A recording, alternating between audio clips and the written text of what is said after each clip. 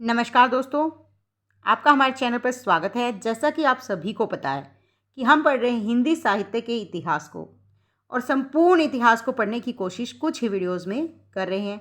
सबसे पहले वीडियो में हमने पढ़ा था आदिकाल, दूसरी में भक्तिकाल, तीसरी में रीतिकाल और चौथी में हमने पढ़ा था भारतेंदु युग और द्विवेदी युग को। उसके बाद हम छायावाद और छायावादोत्तर कविता की जो राष्ट्रीय काव्यधारा है और व्यक्तिगत काव्यधारा उसको हम पढ़ चुके हैं।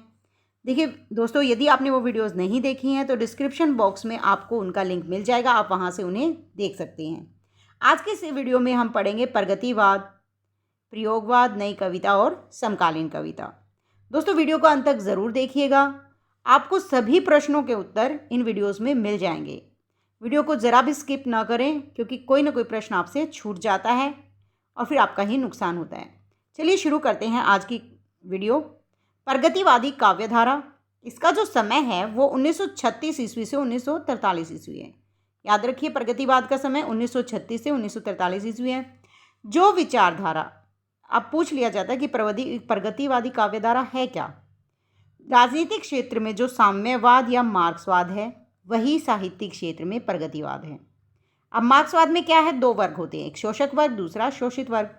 शोषक वर्ग में पूंजीपति आते हैं, फैक्ट्रियों के मालिक, उद्योगपति, और शोषित वर्ग में आता है गरीब, मजदूर, किसान। ये जो प्रगतिवादी थे वो शोषक वर्ग के प्रति घृणा व्यक्त करते थे और शोषित वर्ग के प्रति दया। चलिए शुरू करते हैं प्रगतिशील लेखक संघ के बारे में जानकारी ग्रहण करके।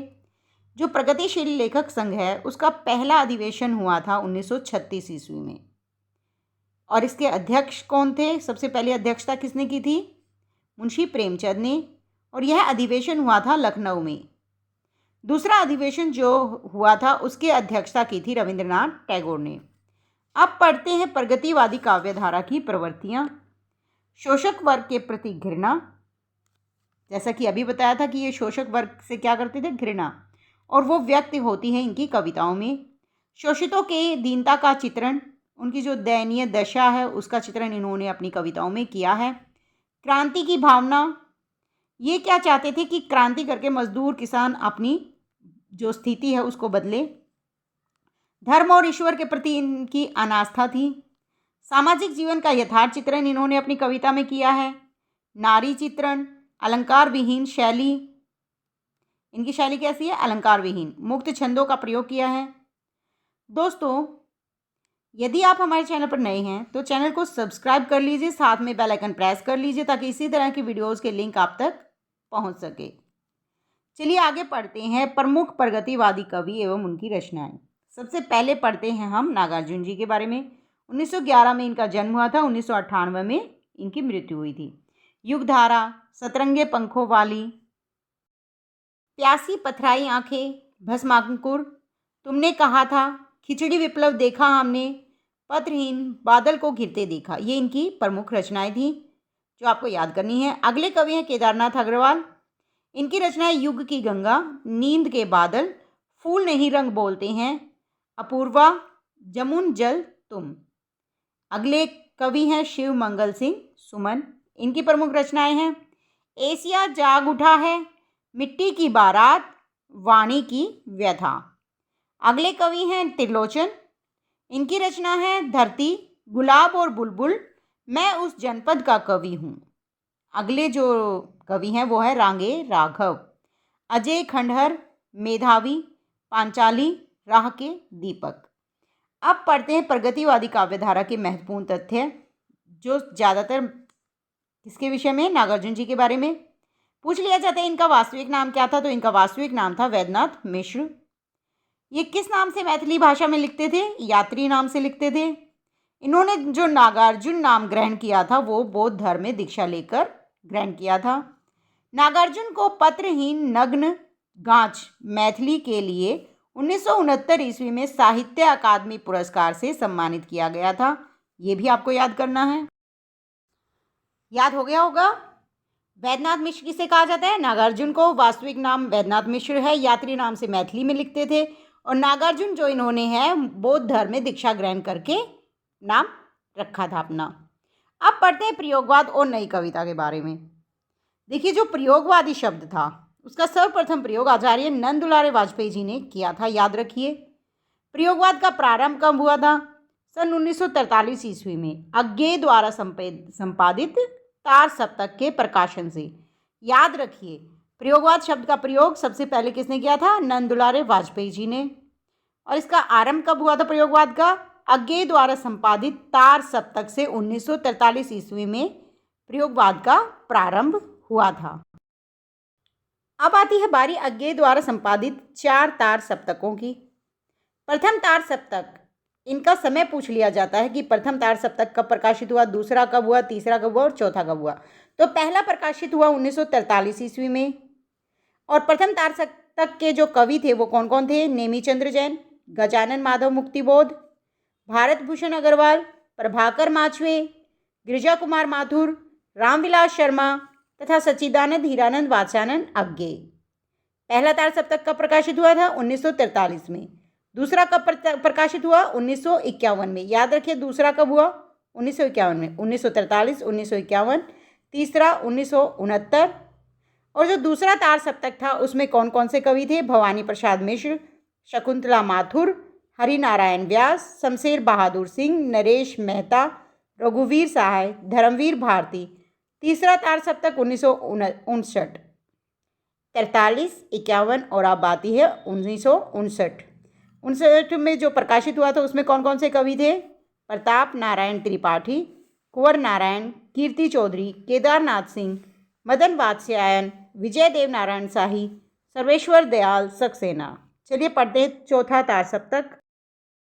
चौथा तार सप्तक का जो समय है वो है 1979 ईस्वी। कब प्रकाशित हुआ था? 1979 में। और इसके कवि हैं राजेंद्र किशोर वर्मा, श्री राम वर्मा, सुमन राजे, नंद किशोर आचार्य, स्वदेश भारती, राजकुमार कुंभ, अवधेश कुमार। तार सप्तक के बाद पढ़ते हैं हम नई कविता की प्रमुख विशेषताएं। प्रयोगवाद की और नई कविता की जो विशेषताएं हैं वो एक जैसी ही हैं। पहली बात है, इनमें नवीनता है। दूसरा बौद्धिकता है। तीसरा क्षणवादिता है। चौथा अतिशय व्यक्तिकता है। भोगवाद एवं वासना, प्रणय अनुभूति, आधुनिक युग बोध, यथार्थवादिता, नए उपमान, नए प्रतीक, नए बिंबों के प्रति विशेष मोह है। अब क्योंकि ये नई कविता है, प्रयोग है, इनमें प्रयोग हुए हैं तो नई नई चीज़ें इसमें आई ही हैं, तो नवीनता आना बड़ा ही स्वाभाविक है। बौद्धिकता, बुद्धि को अधिक महत्व दिया गया है। क्षणवादियों को महत्व मानते हैं। ये इनका मानना है कि जो आज है बस वही जीवन है, कल को ये नहीं मानते। इन्होंने अपने काव्य में अपने व्यक्तिगत सुख दुख को व्यक्त किया है। भोग और वासना, क्योंकि व्यक्तिकता को महत्व दिया है तो भोगवाद और वासना इसमें आ जाना स्वाभाविक ही है। यथार्थ जीवन का चित्रण किया है। चलिए अब पढ़ते हैं नई कविता के प्रमुख कवि एवं रचनाएं, जिनमें सबसे पहले बारी आती है सच्चिदानंद हीरानंद वात्स्यायन अज्ञे की। 1911 में इनका जन्म हुआ था और 1987 में इनकी मृत्यु हुई थी। हरी घास पर क्षण भर, बाबरा अहेरी, भग्नदूत, कितनी नावों में कितनी बार, इत्यलम, असाध्य वीणा, इंद्रधनुष रोंदे हुए, ये हैं सच्चिदानंद हीरानंद वात्स्यायन अज्ञे की प्रमुख रचनाएं। नई कविता के दूसरे कवि है गजानन माधव मुक्तिबोध। इनकी रचनाएं चांद का मुंह टेढ़ा है, भूरी भूरी खाक धूल, ब्रह्मा राक्षस, अंधेरे में इनकी प्रसिद्ध कविता है। गिरिजा कुमार माथुर, मंजीर, नाश और निर्माण, कल्पांतर इनकी प्रमुख रचनाएं हैं गिरिजा कुमार माथुर की। अगले कवि है भवानी प्रसाद मिश्र। कमल के फूल, वाणी की दीनता, गीत फरोश, सतपुड़ा के जंगल, काल जयी, बुनी हुई रस्सी, टूटने का सुख, ये हैं भवानी प्रसाद मिश्र की प्रमुख रचनाएं। अगले कवि केदारनाथ सिंह, जमीन पक रही है इनकी प्रमुख रचना है। धर्मवीर भारती की रचनाएं हैं अंधा युग, कनुप्रिया, 7 गीत वर्ष। नरेश मेहता की रचनाएं हैं वन पाखी सुनो, बोलने दो चीड़ को, प्रवाद पर्व, महाप्रस्थान, संशय की एक रात। अगले कवि हैं शमशेर बहादुर सिंह, जिनकी रचना है चुका भी नहीं हूँ मैं, दो आब, इतने पास अपने, अगले कवि हैं सर्वेश्वर दयाल सक्सेना। काठ की घंटियाँ, बांस का पुल, एक सूनी नाव, काठ की घंटियाँ दोबारा लिखा गया गलती से। कुंवर नारायण की रचनाएं हैं चक्रव्यूह, आत्मजयी, परिवेश, हम तुम। हरि नारायण व्यास की रचनाएं हैं मृग और तृष्णा, बरगद के चिकने पत्ते। जगदीश गुप्त की रचनाएं हैं नाव के पांव, शब्ददंश, हिमबिद। पढ़ते समकालीन कविता। समकालीन कविता को सठोथरी कविता, समकालीन कविता, एक कविता, अभिनव कविता, बीट कविता, अति कविता आदि नाम दिए गए हैं। अब सठोथरी कविता में है क्या, इनकी विशेषताएं क्या क्या है देखिए। सठोथरी कविता में असंतोष, अस्वीकृति और विद्रोह का स्वर बहुत साफ है। यह कविता समाज की मान्यताओं, परंपराओं से मोह भंग व्यक्त करती है। इसमें जीवन से सीधा साक्षात्कार है। इसमें जीवन की खिज, असंतोष, निराशा, कुंठा, कड़वाहट के स्वर अधिक हैं। याद रखिए, इसमें जीवन की खिज है, असंतोष है, निराशा है, कुंठा, कड़वाहट है। जो जीवन की परंपराएं हैं, हमारी मान्यताएं हैं, उनसे मोह भंग है। चलिए अब पढ़ते हैं समकालीन कविता के प्रमुख कवि एवं उनकी रचनाएं। सुदामा पांडे धूमिल, कल सुनना मुझे, संसद से सड़क तक की इनकी प्रसिद्ध रचनाएं हैं। कैलाश वाजपेयी की रचना हवा में हस्ताक्षर, महास्वप्न का मध्यांतर, मुक्ति बोध की रचनाएं भूरी भूरी खाक धूल। त्रिलोचन की रचना ताप के ताए हुए दिन, उस जनपद का कवि हूँ। रामदरस मिश्र की रचनाएं हैं कंधे पर सूरज, दिन एक नदी बन गया। कुंवर नारायण की रचना आमने सामने। दोस्तों, ये थी हमारी प्रगतिवाद, प्रयोगवाद, नई कविता और समकालीन कविता की प्रमुख विशेषताएं, इनके प्रमुख कवि एवं रचनाएं। यदि वीडियो अच्छी लगी है तो वीडियो को लाइक शेयर ज़रूर कीजिएगा। यदि आप हमारे चैनल पर नए हैं तो चैनल को सब्सक्राइब कर लीजिए ताकि इसी तरह की वीडियोज़ आप तक पहुंच सके। उसके लिए बेल आइकन ज़रूर प्रेस कर लें। धन्यवाद।